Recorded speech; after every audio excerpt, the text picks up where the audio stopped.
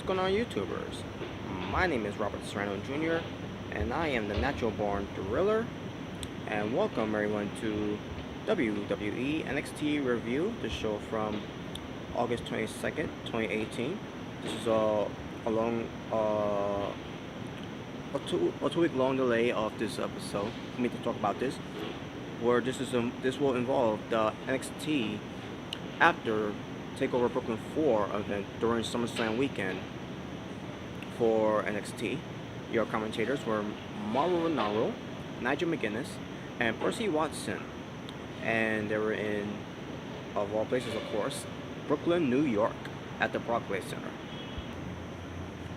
So what I'm going to do first is I'm going to talk about the highlights of the show first, when it comes to what happened, what they did with the highlights from TakeOver Brooklyn 4. And then I'll talk about the two matches that took place on this card. On this episode for NXT in Brooklyn. And also I'll talk more about the matches that took place on it, where on how the placement of it came about too. So let's get right to it. So they show highlights of first of what happened with the results of NXT TakeOver Brooklyn 4. With all the matches taking place, and it was well done, very well done. So then we get to let me get this one away first. The Undisputed Era. What I like what WWE did here with Undisputed Era. They first show the Undisputed Era when it comes to the tag team match of Kyle O'Reilly and Roderick Strong defending the tag titles against Mustache Mountain in Tyler Bate and Trent Seven. Great highlight of that match, and then the whole deal with Undisputed Era winning, and then also the War Raiders coming out of nowhere, and they basically saying a statement to Undisputed Era that they're coming after them for the NXT Tag Team Championship, like they said they would. Doesn't matter who ends up getting a shot between Mustache Mountain or Undisputed Era. They was going to leave a statement that they're going to become the next NXT Tag Team Champions. And sure enough, they did. And I love the highlights of the NXT Tag Team Championship. And then when it comes to the Undisputed Era highlights, they move to another member of Undisputed Era in Adam Cole, baby, against Ricochet when it comes to the North American Championship that was once held by Adam Cole. And we see great highlights of that match, and with the whole thing of Ricochet defeating Adam Cole to become the new NXT North American Champion. So that was good. Also want to talk about the promos too. So after the match from TakeOver between Adam Cole and Ricochet, they show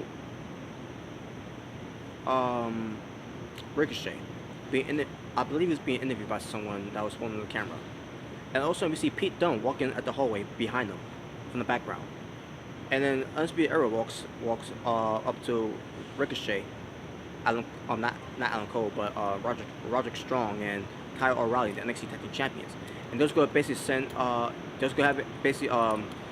leave Ricochet an example for taking the belt away from Adam Cole. And Pete Dunne walks up and says, "Is there a problem here?" And then Undisputed Era walks away like cowards they are. Even though I'm a fan of Undisputed Era, but they took off like cowards. So then Ricochet is like, "Thanks, mate." And then Pete Dunne is like, "I'm not your mate." And then he sees that Ricochet has the North American Championship. And yeah, Pete Dunne wants that belt. Despite the fact that he's already a champion, basically Pete Dunne wants to hold on to a lot of championships. Was probably he's always hold on to a lot of championships, like Austin Aries. But yeah, so Pete Dunne is targeting Ricochet for the NXT North American Championship. But Adam Cole needs to invoke his rematch clause though. But we'll see how that turns out though. I'm assuming that's gonna be the next match. And by the way, if we do get that match between Pete Dunne versus Ricochet for the titles, that's a match I would love to see. But we'll see if they do that. I don't remember if the War Raiders cut a promo, when it comes to leaving a statement by attacking the attacking champions, but I think they did. I can't remember, but I think they did talk about that. So then we get to Shayna Baszler NXT Women's Champion versus Kairi Sane highlights of the match from TakeOver Brooklyn 4, and I thought it was a good highlight. Basically, also highlighting the fact that Kairi Sane was moving away from her ring psychology when it comes to her damaged knee, you know, when it comes to Shayna Baszler. And then, with the whole thing with Kairi Sane winning and becoming the new NXT Women's Champion, and I said that, you know, that Kairi Sane, who's the Pirate Princess, has finally captured that Golden Championship treasure. I think that's how I said it, but I don't remember if I said, just, that long journey, that long voyage, the long adventure of catching that treasure in the NXT Women's Championship. So, but yeah, I'll basically making that statement too. So, yeah. So then we get to Kairi Sane. I think she cut a promo about she told people that she was gonna beat Shayna Baszler for the title, and she did. Where the whole thing was like that and I know that I can beat you and all that, right? And she'll become the NXT Women's Champion, and there you go. And then we get to Shayna Baszler, and she's there with Ronda, Jessica, Jessica Men's, I should say, and Marina. Basically the four horsewomen of UFC. Even though they're not in UFC no more, but still, because now they're trained wrestlers, and basically working under the umbrella of the WWE. But Shayna Baszler goes a promo saying that Kairi Sane didn't beat her, she lost. And if you remember seeing my live reaction of watching the show, I'm like, wait a minute, that makes no sense. You say you that she didn't beat you, you lost. It's the same thing. Like, what the fuck? Like, whoever wrote that for Shayna Baszler to say that, when it comes to some bullet points about, she didn't beat me, I lost. That makes no sense. You still lost. I didn't understand that at all. I don't understand who in the right mind thought that was gonna be a good idea for her to say that. Anyways, I thought that came off stupid.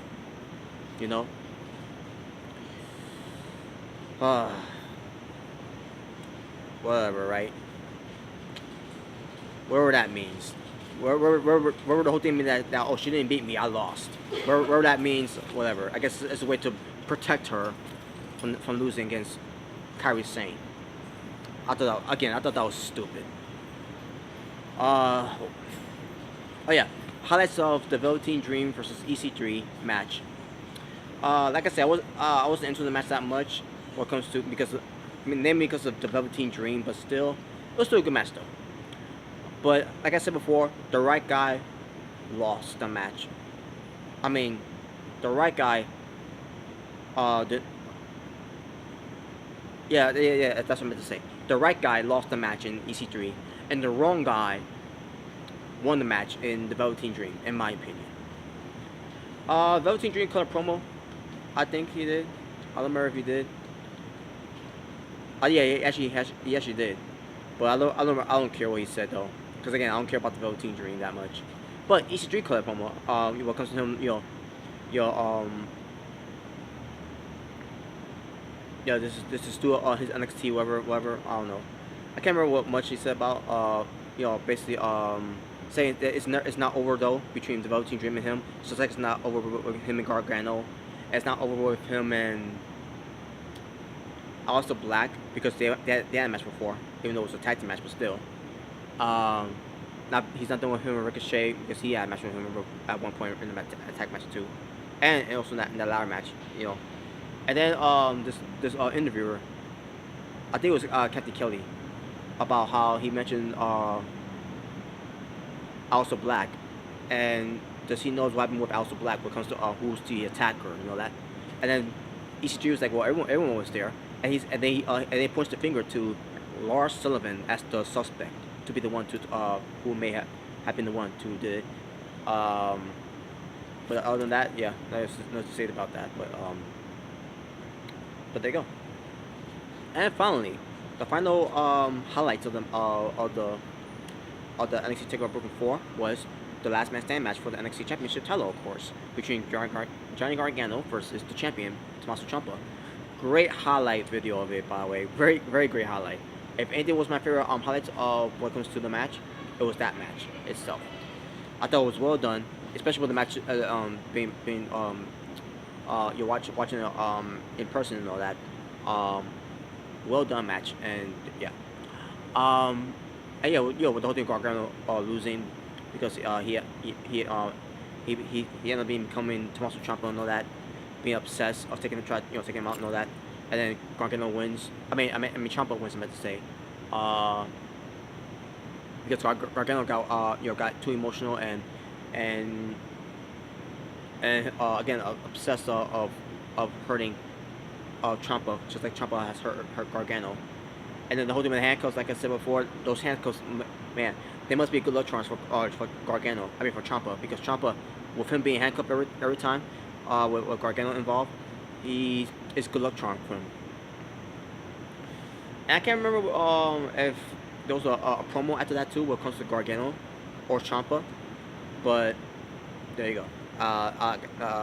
Nothing to say about that. So, and that was it. That was it for the highlights of it. And again, all highlights were amazing. When it comes to NXT TakeOver Brooklyn 4, when it comes to to the 5 matches that took place on that card. And now we get to the matches for NXT from Brooklyn. Basically, what comes to these matches that took place on TakeOver, well, during the TakeOver event for that week. These 2 matches that took place happened before TakeOver. Before the TakeOver show happened. And then they aired it on that Wednesday. About 3 days later, 3 nights later, what we're going to say. So yeah. So as far as the matches that took place, you had Bianca Belair defeating Deonna Purrazzo in a very good women's match. Deonna Purrazzo was pretty good, and also Deonna Purrazzo was there for WWE when it comes to being part of the main class of 2018, and I think she's on the contract with them too. By the way, if she is, well, I hope to God that she doesn't get buried, but at the same time she probably will get buried because she's from the Indies, and what happens with indie wrestlers too when they go to WWE, they'll do nothing with them. But NXT, they'll probably do something with her. If Deonna Purrazzo is there full time, then she will be part of NXT then. But as far as Bianca Belair's performance, as always, Bianca Belair is always great in the ring, especially of her background. Are you kidding me? Like Bianca Belair, she's the total package.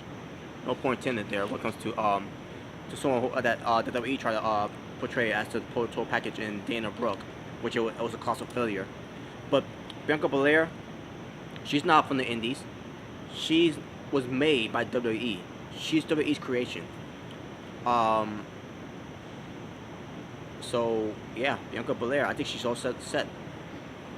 But it wouldn't surprise me if they end up burying her when she gets to the main roster, because keep in mind, whoever comes from NXT to go to the main roster, you're fucked. Because if you come from NXT, you're doomed to fail on the main roster, as been proven in the past. So anyways, as far as the match was, Bianca Belair and Deonna Purrazzo, like I said, it was a good match. In the end, Bianca Belair wins the match. Now, as far as her move is, what comes to the torture rack and then the face buster thing, I don't know if she has a name for it yet, but that's her finishing move, and yeah. Now, the thing I miss about Bianca Belair, though, when it comes to her matches, is her braided ponytail. She never uses her braided ponytails to whip her opponents anymore. I don't understand why. That was the whole point of her gimmick, and that was the whole point. And they add to that as her theme, as her intro for her theme song. And that's what also besides her background and her looks, and that's what why our fans were into her as well, because she uses her braided hair as a whip, and she doesn't do that she doesn't even do that much. Maybe when it calls for it, I guess, but I don't know. But but basically, Bianca Belair, like I said, she won the match, and again, a good match, very good match. And the final match was the WWE United Kingdom Championship between the WWE United Kingdom Champion Pete Dunne versus Zach Gibson. This is a rematch from the WWE United Kingdom Championship tournament of 2018 between these two from the finals.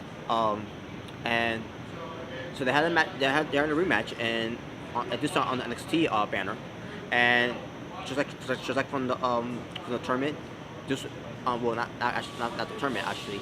I just not remember. Zach Gibson won the tournament to get that shot against Pete Dunne on the second night of the continuation of that show. So I want to excuse myself for that mistake there, but because I stand corrected. But this match itself, it was a very good match. Now there were some fans that tried to start the if Gibson stand up chant, which I kind of wish they would have done that. All of them. Some of them tried to do it.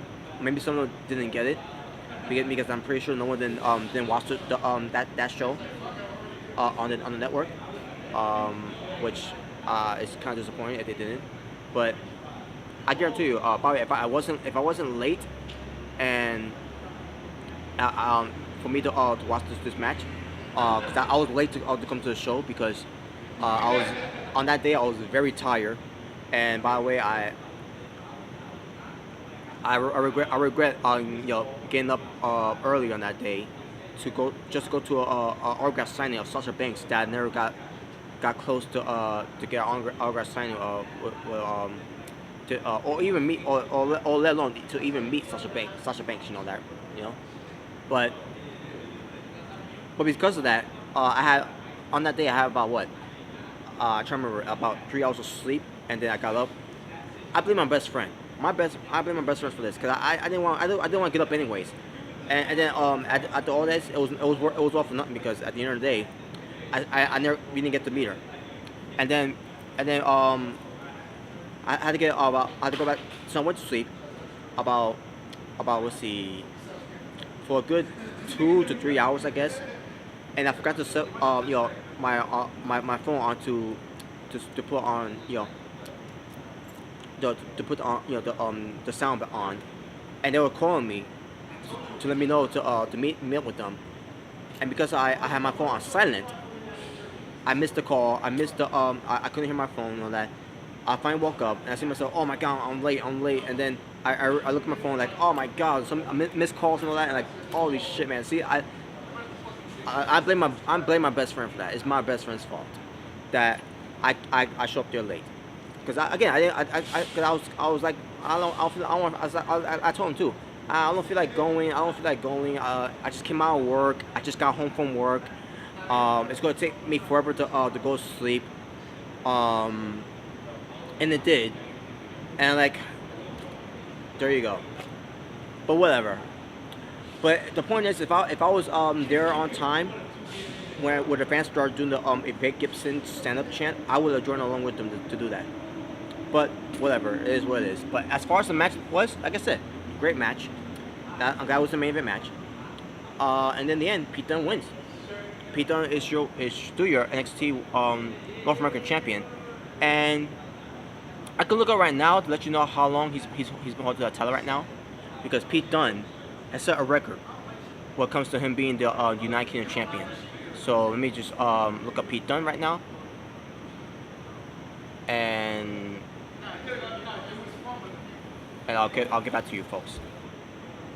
So Pete Dunne, for over a year, is the longest reigning WWE United Kingdom champion by being a fighting champion who doesn't defend the belt that much for 471 plus days of being the United Kingdom champion.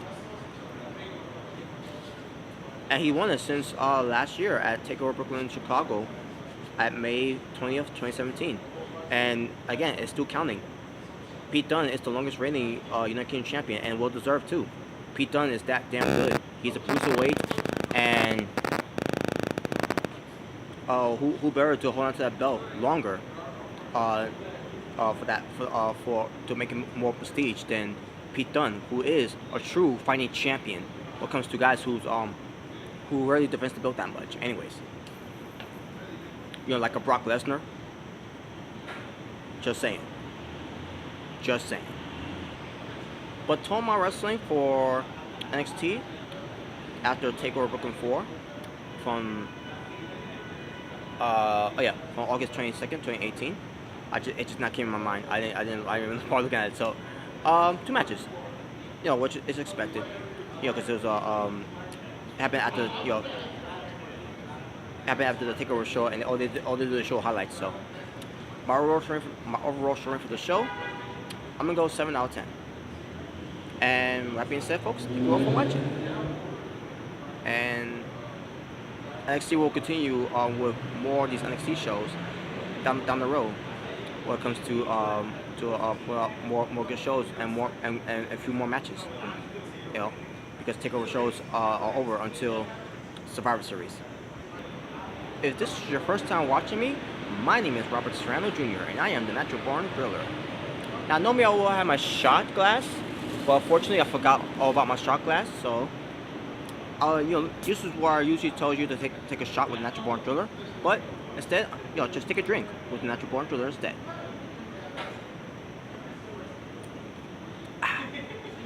There you go. And also, if you enjoyed this review, give it a thumbs up. If you didn't enjoy this review, give it a thumbs down. Choice is yours and yours alone. And with that being said, you all take care. Peace on the streets, and I'm out.